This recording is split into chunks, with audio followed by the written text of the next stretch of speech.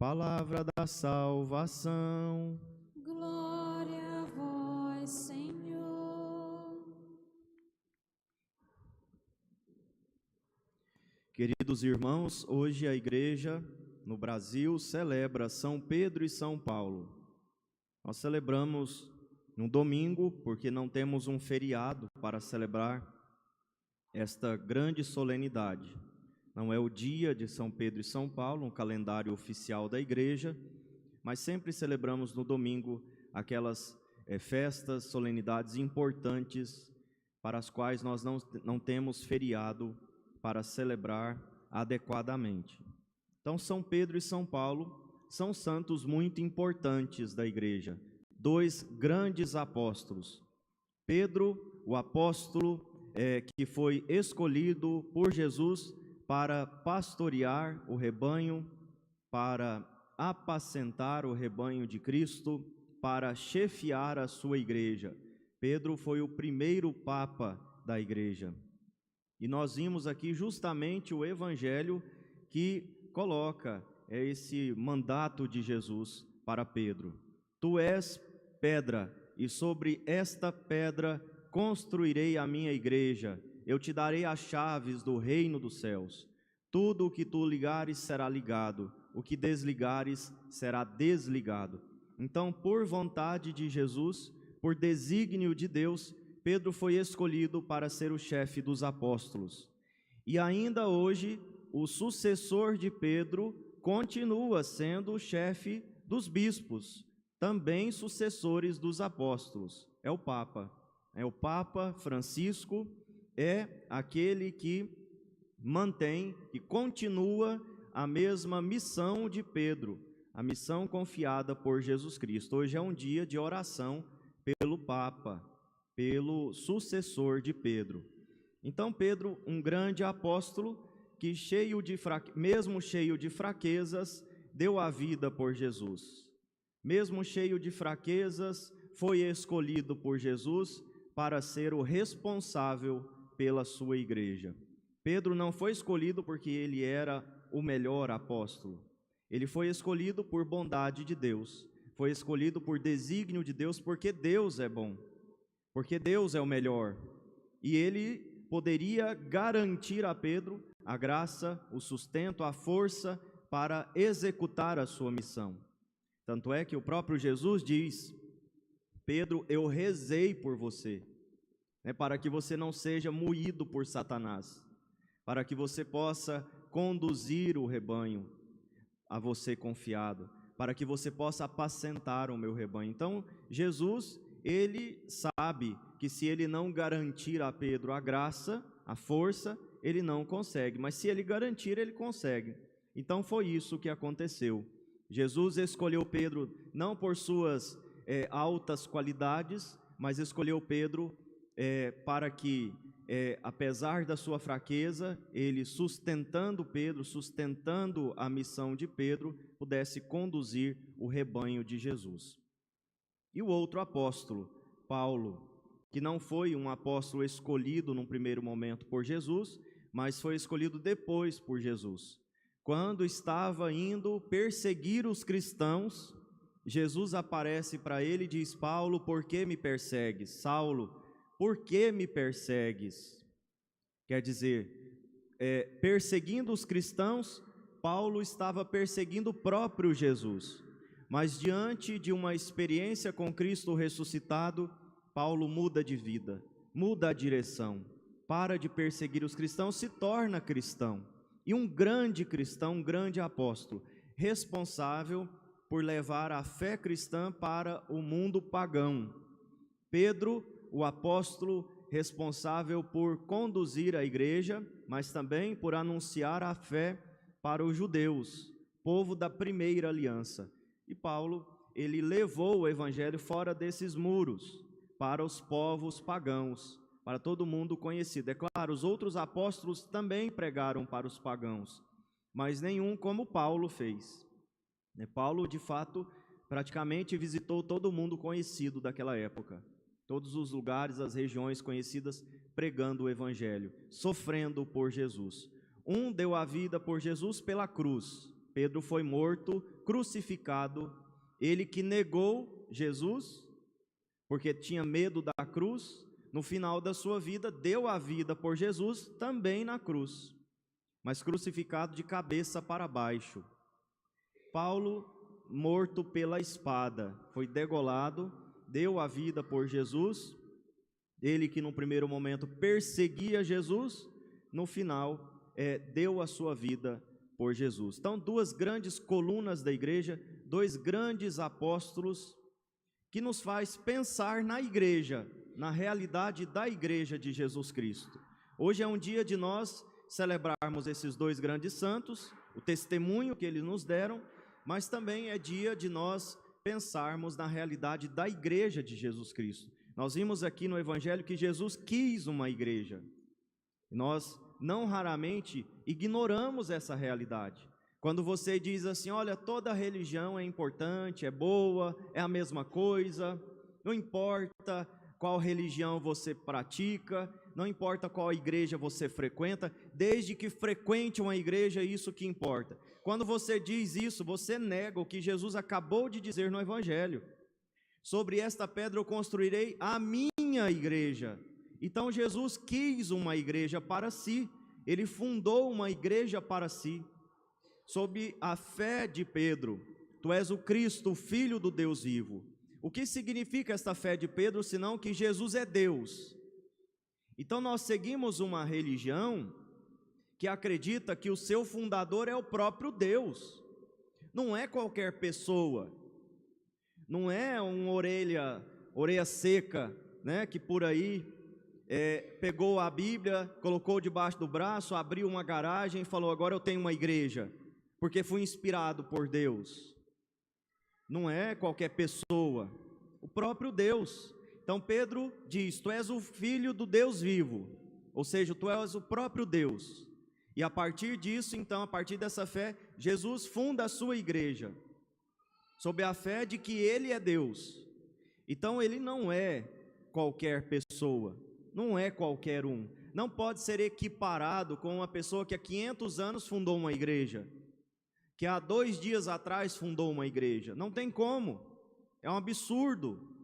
Então quando você diz, qualquer religião é a mesma coisa, é boa, é tudo a mesma coisa, é tudo o mesmo Deus, ou quando você diz, eu não vou à igreja não, eu rezo para Deus em casa, o que importa é ter fé, você está ignorando o que Jesus quis. Ele quis uma igreja, Ele fundou uma igreja para si, a minha igreja, e as portas do inferno não prevalecerão. Então a primeira coisa, Jesus quis uma igreja. Segundo, Ele sustenta essa igreja. As portas do inferno não prevalecerão significa que Ele vai conduzir essa igreja e que Ele vai garantir que essa igreja até o fim fique de pé, porque essa igreja é o seu corpo, esta igreja é o seu corpo. São Paulo mesmo nos diz, a igreja é o corpo de Cristo, nós somos os seus membros e a cabeça é o próprio Cristo. Cristo é a cabeça da igreja, a igreja é o seu corpo e nós somos os seus membros.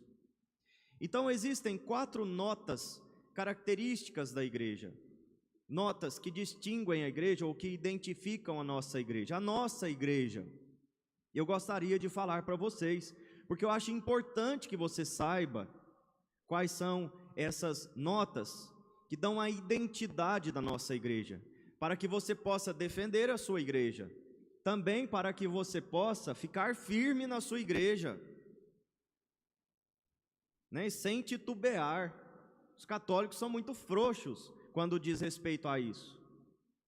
Se não fosse Nossa Senhora, o amor que os católicos têm a Nossa Senhora, já teriam ido para outra igreja. Muitas vezes o que sustenta os católicos é o amor a Maria. Eu não vou para outra igreja não, porque lá não tem Maria. Quer dizer, é um fio que segura, como aquele quadro de Nossa Senhora do Perpétuo Socorro, que tem Jesus com a sua sandália quase caindo, sustentada por um fio, né? Aquele fio ali, podemos dizer também que é a devoção a Maria, porque se não fosse, estava muita gente para lá, porque acha que a única diferença é essa. É uma grande diferença, sim. Nós temos Maria, mas não é a única coisa. Eu gostaria de falar para vocês, então, sobre as 4 características, notas típicas da igreja. Primeiro, a igreja é una. A igreja católica é una, ou seja, ela é uma só. Há uma só fé, há um só batismo, há um só Deus. Então só pode ter uma igreja. Não pode ter 10 corpos de Cristo. É um corpo de Cristo só. Cristo é uno, portanto o seu corpo também é. Então a igreja é una, ela é uma só.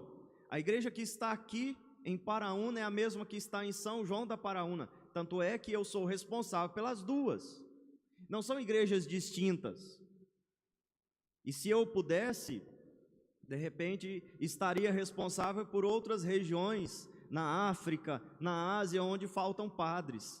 Se os bispos pudessem, se a gente tivesse o dom do teletransporte, né? Os bispos dariam igrejas para os padres que existem, né, nesses lugares mais remotos. Então, eu posso cuidar da igreja de Paraúna, a igreja de São João da Paraúna, porque é uma igreja só. É a mesma que está na Europa, é a mesma que está na Ásia, é a mesma que está na África, é a mesma que está na América, etc. Mesma igreja, uma igreja só. E para isso precisa ter uma só fé, uma só doutrina, um só ensinamento, uma só palavra de Deus. O que eu digo aqui em relação à fé não pode contradizer o que o Papa diz. Então eu digo, o Papa diz que Maria sempre virgem, antes, durante e depois do parto. E eu venho aqui e prego para vocês dizendo, não, eu não acredito não. Maria era virgem antes, mas depois ela teve outros filhos. Ela, casada com José, teve muitos filhos com José. Eu não posso dizer isso, porque se eu disser, eu estarei fora da igreja. Se eu disser, eu estarei rompendo com a unidade da igreja. Então a igreja é una, porque tem uma só fé, um só Deus, um só batismo, um só Senhor. E quem garante essa unidade, quem é responsável por manter essa unidade, aqui é o Papa. Por isso que o Papa está sempre atento às heresias, está sempre atento para corrigir os padres, os bispos, os fiéis, para que, quando disserem algo estranho, possam voltar à unidade. Então a igreja é una. A igreja católica não é a igreja luterana. A igreja católica não é a igreja presbiteriana. A igreja católica não é a igreja Assembleia de Deus. A igreja é uma só. A igreja de Jesus Cristo é uma. E é a igreja católica apostólica romana. Então, primeira coisa, una. Segundo, a igreja é santa. E aqui é o momento que a gente mais erra. Porque a gente confunde os pecados das pessoas com a santidade da igreja. A gente faz uma bagunça. A igreja é santa e pecadora, padre. Ela não é santa e pecadora. A igreja é o corpo de Cristo. A alma da igreja é o Espírito Santo. A cabeça da igreja é Jesus Cristo. Como ela pode ser pecadora? Ah, mas eu sou o pecador. Sim, mas quando eu estou num pecado que rompe com a igreja, eu estou fora dela. E as pessoas se esquecem disso. Que os homens de igreja que fizeram coisas erradas ao longo da história da igreja estavam, na verdade, traindo a igreja. Estavam fora da igreja, haviam rompido a comunhão com a igreja, não eram mais igreja. Então os santos, quando são santos, expressam a santidade da igreja, mas quando os homens são pecadores, não estão expressando o pecado da igreja, estão expressando seu próprio desvio, seu desvio, não estão mostrando a identidade da igreja. A igreja é santa, e essa santidade quem garante é o próprio Deus, colocando como alma da igreja o Espírito, cabeça da igreja, Cristo. A igreja é santa, não é pecadora. Quem é pecador? Somos nós. Nós experimentamos a realidade do pecado, os membros da igreja. Nós experimentamos. E se nós caímos num pecado grave, um pecado eterno, pecado mortal, melhor dizendo, nós rompemos com a igreja, já não somos mais igreja. Então tem muita gente que está visivelmente na igreja, mas não está ligado a ela. Tem muitos padres, bispos, cardeais, que estão ligados à igreja, leigos, que estão ligados à igreja fisicamente, aliás, aparentemente. Estão ligados, frequentam as missas, rezam a missa, administram uma igreja, mas não está ligado a esta igreja. Porque se está em pecado grave, já não é mais igreja. Visivelmente é, mas espiritualmente não é. Então a igreja é una e santa. Ela é também católica. O que significa ser católico? Significa ser... Quem sabe o que significa ser católico? Levanta a mão. Meu Deus. 2 pessoas que levantaram timidamente com medo de eu perguntar. A gente não sabe, nós somos chamados de católicos. As pessoas te perguntam, o que você é? Católico. Mas o que é isso? O que significa ser católico? A igreja é católica porque ela é universal. Mas o que significa ser universal? É evidente que não significa estar em todo lugar. Porque ela só começou a estar em todo lugar no século XVI, com a expansão marítima. Antes disso, a igreja não estava em todo lugar, então ela não era católica. Ela é católica desde o início. Por quê? Porque desde o início ela tem a totalidade da fé. E aqui a gente volta em Maria. Ela tem Maria, ela tem a palavra de Deus, ela tem os sacramentos, ela tem os santos, ela tem a tradição, ela tem os papas, tem os bispos, ela tem o magistério. Então ela tem a totalidade da fé desde o início. Então a igreja é católica desde quando ela surgiu. Desde que ela surgiu, ela tem a totalidade da fé. Ela não tem uma parte. Portanto, as outras igrejas não são católicas, porque elas pensam apenas uma parte da fé e querem viver só aquilo. Não, eu quero a palavra, mas não quero Maria. Quero a palavra, mas não quero os santos. Quero a palavra, mas não quero os bispos. E quando diz quero a palavra, quero uma parte da palavra. Por exemplo, essa parte aqui fica fora, onde Jesus funda uma igreja, coloca Pedro como o primeiro papa. Quero a palavra, mas partes da palavra. Nós não, nós temos toda a palavra, a tradição, os sacramentos, os santos, o magistério, etc. Nós temos a totalidade da fé. Isso significa ser católico. Também significa que ela é para todos. Ela é universal também nesse sentido, que ela existe para que todos possam ser um. Para que todos possam ser um só rebanho, tendo como único pastor Jesus Cristo. Por isso ela é católica. Então quando disserem para você perguntarem para você, o que você é? Você vai dizer, eu sou católico. Por que eu sou católico? Porque eu participo de uma igreja, eu sou de uma igreja, pertenço a uma igreja que tem a totalidade da fé. E isso não é nenhum orgulho, nenhuma arrogância. Não é por causa de você, muito menos por causa de mim. Por causa de Jesus, que nós temos a totalidade da fé. Não é porque o Padre Geraldo é excelente e ele sabe todas as coisas, até porque não sabe nada. Não é isso, porque ele estudou muito, né? E porque ele tem memória fotográfica, então ele consegue lembrar de tudo. Tem nada a ver com isso. Temos a totalidade da fé porque Jesus garante isso. Porque Deus garante isso. E por fim, ela é apostólica, porque nós cremos no testemunho dos apóstolos. Ela é apostólica porque lá atrás foram os apóstolos que viveram com Jesus, que testemunharam e transmitiram isso para os seus irmãos. Ela é apostólica porque ainda é mantida pelos apóstolos, guardada pelos sucessores dos apóstolos, melhor dizendo. Então ela é apostólica porque lá atrás foram os apóstolos que fizeram a experiência com Jesus. É apostólica porque hoje os bispos, sucessores dos apóstolos, guardam a fé que receberam. Por isso ela é apostólica. E ela é apostólica porque até o fim será essa fé que nos manterá firmes em Cristo.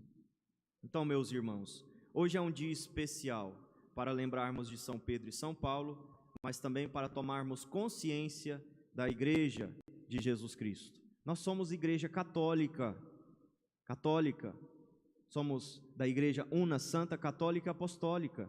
Não tenha vergonha da sua igreja, defenda a sua igreja, não seja covarde, não deixe as pessoas falarem mal da igreja sem que você possa defendê-la, não deixe.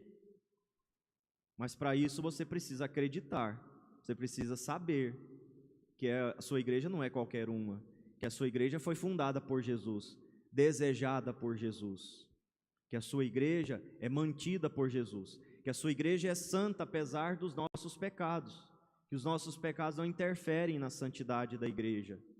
Mesmo as cruzadas não macularam a igreja, mesmo as fogueiras, não a de São João, mas as fogueiras da época da Inquisição. Esse é o argumento que as pessoas usam. Ah, mas e a Inquisição?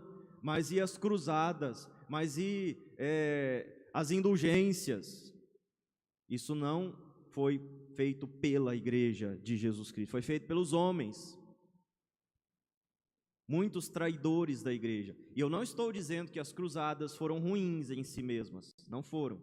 Mas isso é outra discussão. Isso é outra coisa que nós podemos refletir em outra ocasião. As cruzadas não foram ruins. Houve abusos, houve desvios, mas as cruzadas foram boas. Também a Inquisição, de certo modo, também foi bom. Foi um instrumento que foi um progresso na época. A gente olha para trás e acha um absurdo, mas na época já foi um progresso. Já foi um passo a mais em direção à justiça, por exemplo. Mas isso é outra discussão. Em todo caso, mesmo que tivesse sido de todo ruim, não macula, não mancha a igreja, porque a igreja é o corpo de Cristo. A igreja é de Jesus Cristo. E as portas do inferno jamais prevalecerão. Somos igreja católica. Tenhamos a alegria de ser.